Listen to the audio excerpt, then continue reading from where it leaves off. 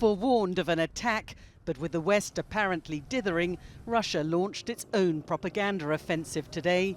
There were pictures from Douma, the site of an alleged chemical attack by Syrian forces, where Russian soldiers were shown being welcomed by residents.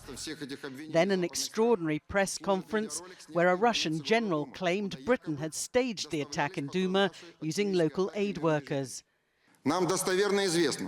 We know for a fact, he said, there has been strong pressure from London on representatives of the so-called white helmets for the prompt execution of the pre-planned provocation.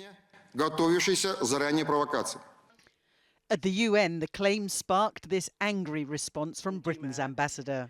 This is grotesque. It's a blatant lie.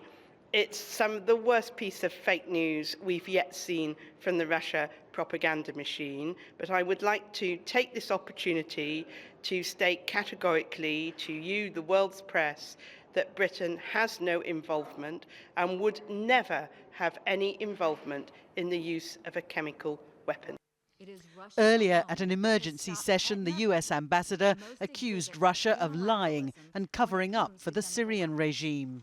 It is Russia alone that has stopped at nothing to defend the Syrian regime's multiple uses of chemical weapons. It is Russia alone that killed the joint investigative mechanism which allowed the world to ensure accountability for chemical weapons use in Syria. It is Russia alone that used its veto 6 times to prevent the condemnation of Assad's use of chemical weapons. Amid the war of words, independent inspectors from the OPCW have now arrived in Damascus. They're hoping to visit Douma tomorrow. But with the Russians already there, it's hard to know what exactly they'll find.